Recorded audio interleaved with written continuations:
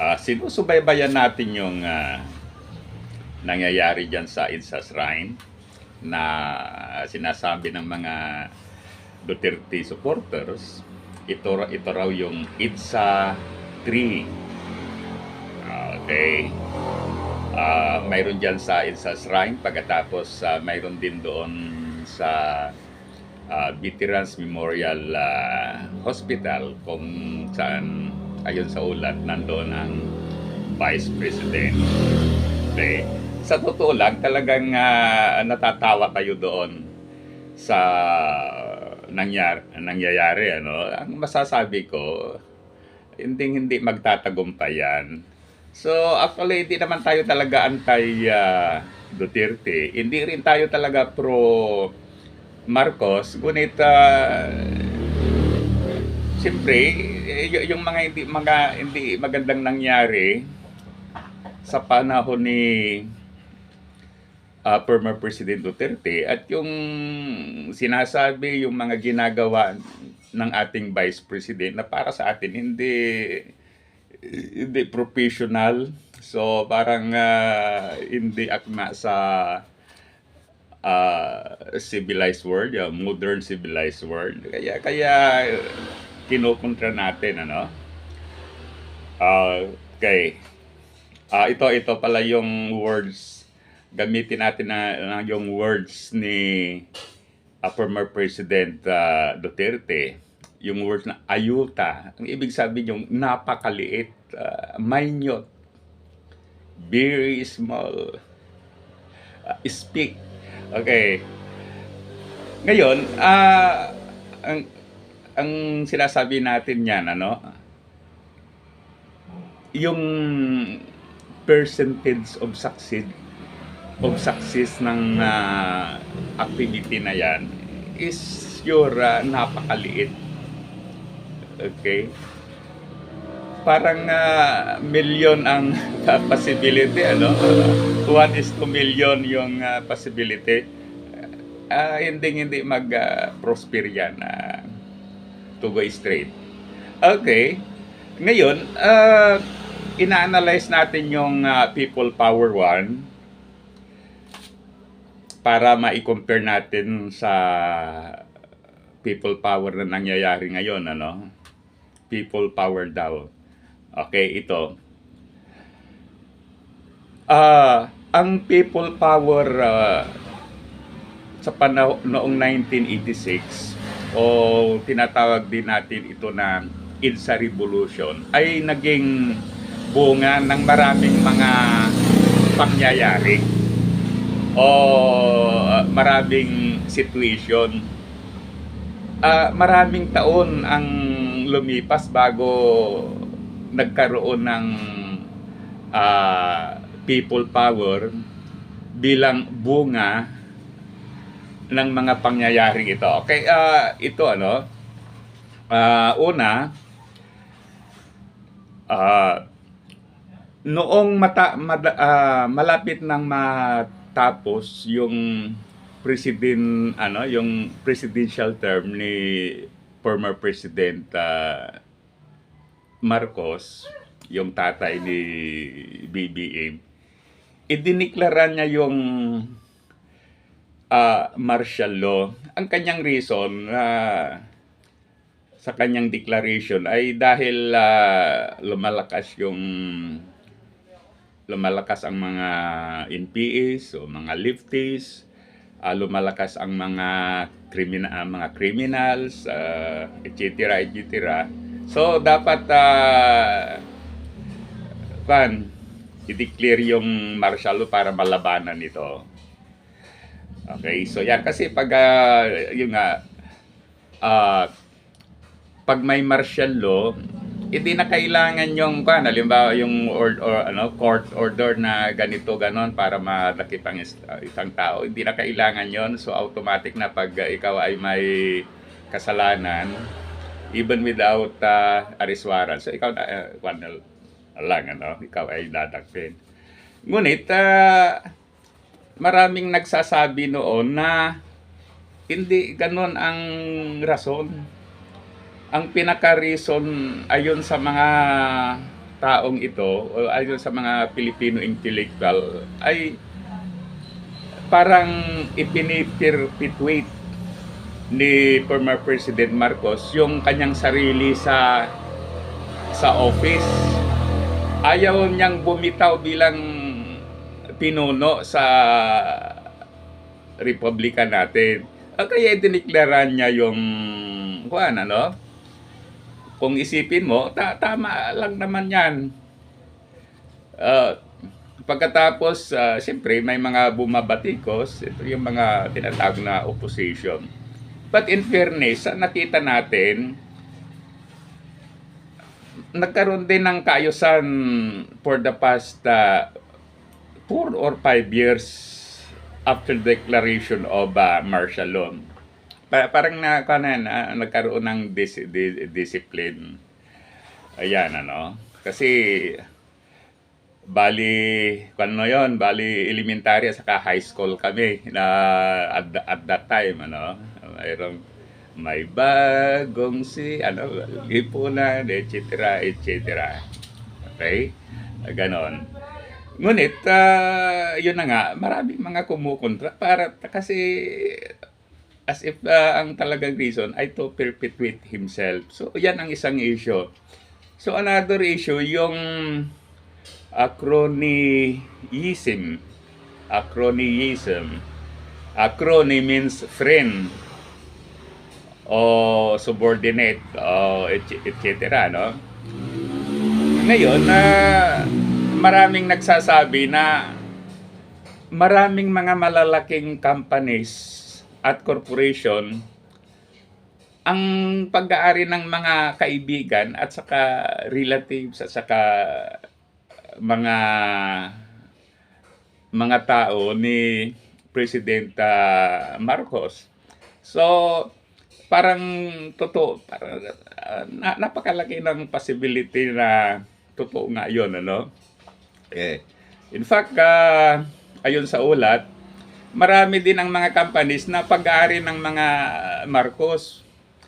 Ngunit, ang mga ito ay ipinangalan sa ibang tao. Kaya, yan, ano? So, malaking issue yan. Kasi, as if hawak na nila ang ekonomiya ng Pilipinas, ng mga Marcoses. Kaya maraming nagalit din mga Pilipino dyan. Ano pa? Yung issue na as if yung nepotism, meaning to say, yung mga relatives nila nasa halos sa lahat na ng government agencies, government department, etc., etc. Like, ano yon, Metro Manila Governor, si Imelda, ano yun sa sport, Kyun, ano ba yung isa sa medical. So, yun ang kini-question, ano, yung nepotism, halos sa lahat ng mga government agencies ay marami yung mga tauhan ng mga Marcoses o yung mga kwan nila. Kaya yung relatives nila. Kaya yan, nepotism. So, ang malaking issue din yan na iniisip ng mga Pilipino. Pero at this point, lahat ng mga ito ay hindi naman ibig sabihin na yung mga Pilipino ay handang mag-people power para salakayin ang Malacanang. Hindi naman, nandito lang sa isip nila na talaga dapat magkaroon ng pagbabago. Ano pa rin yung mga issue noon? Yung utang ng Pilipinas. Noong panahon ni Marcos, talagang lumubo rin yung utang ng Pilipinas. Ngunit, ang mga utang na yon, kung tutuusin, ay bilyon-bilyon lang. Ano? Compared sa ngayon, noong natapos si President Duterte, trilyon-trilyon yung utang. So, those are issues na pagkatapos kini-question din itong insurgency dito sa Pilipinas. Kasi ang isa sa mga purpose ng Declaration of Martial Law ay para malabanan itong mga lefties o itong mga NPAs, yung mga criminal underworld, etc. etc. Ngunit sa panahon na during martial law, parang mas dumami yung mga lumalaban sa government. So hindi maganda yung pamumuno ni Marcos. So ano pa, yung human right abuses ay malaki din yan talagang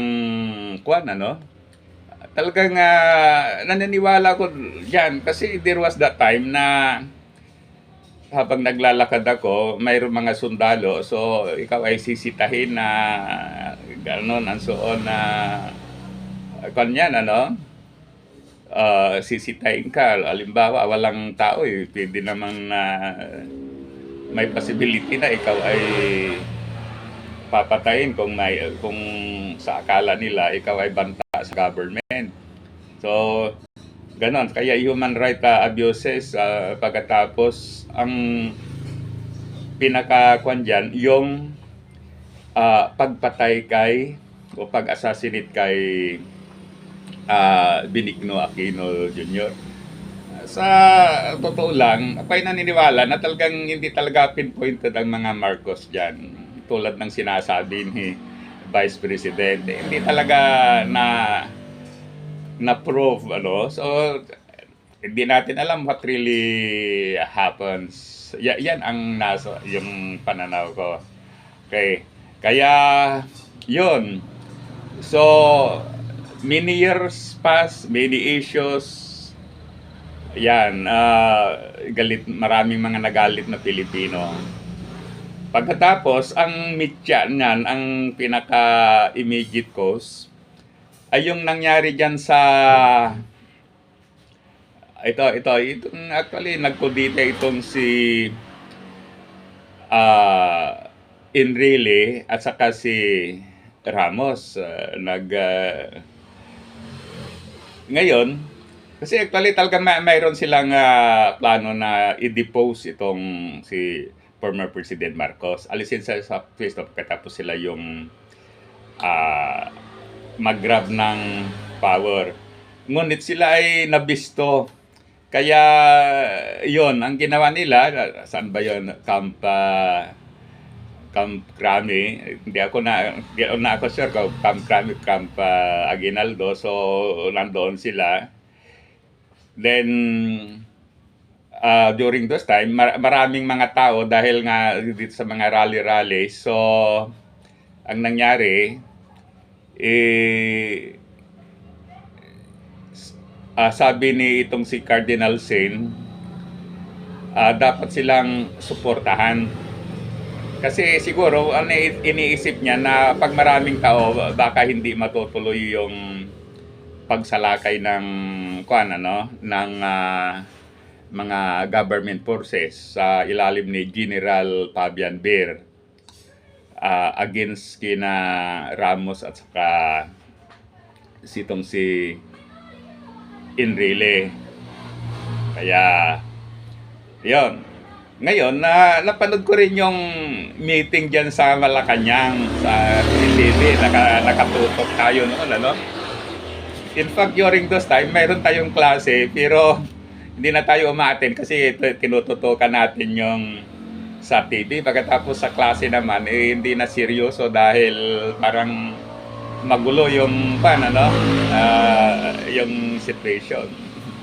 Pag ating ka ng klase mo, malamang ang i-discuss din yung mga nangyayari. Okay? So, yan na. Ngayon, sa meeting na yan, sabi ni Marcos sa dalawa, they have to surrender. Okay? Pero hindi sila na-convince.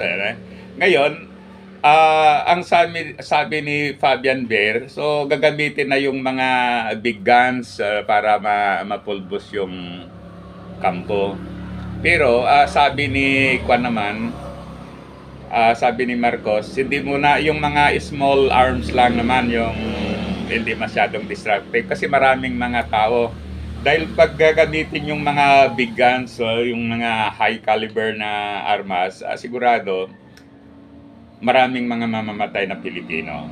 So yun din ang isang magandang nagawa ni Juan. Hindi niya hinayaan na gagamit si General Fabian Beer ang noon ang Chief of Staff ng Philippine Armed Forces ng mga high caliber na armas.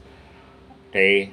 Ngayon, pag yung sinalakay na nang nalaman ni ito ni Juan, itong si Cardinal Sin, sabi niya, yan, yung dalawa, si Enrile at si Ramos, nandoon sila sa kampo, mayroon na rin mga tao doon. Then sabi niya, we have to support them o suportahan ninyo sila, no? Kaya ang nangyari, ayan, maraming mga tao ang dumating para doon sa panawagan ni Cardinal Sin. Kaya talagang maraming tao.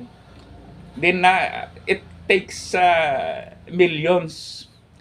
Okay?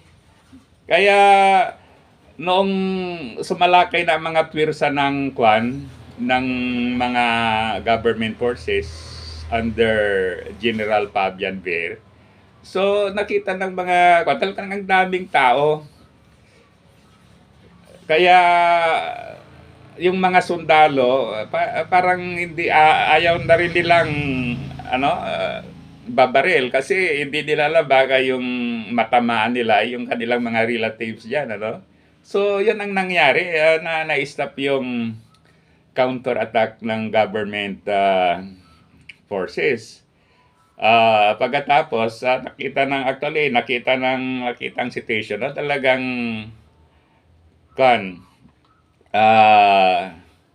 there is no way for the former president but to flee. Okay? So ang isa palang issue diyan pala nakalimutan ko ay about yung snap election na tinawag nila, Kasi sa dami ng mga demonstration na yan, napilitan si former President Marcos na magtawag ng snap presidential election. So siya nag-file ng candidacy as president, then sa yung kalaban niya si Corazon Aquino. Then sa result niyan sa NAMPREL, ang nananalo ay itong si Aquino. Pagkatapos sa COMELEC, ang nananalo ay si Marcos.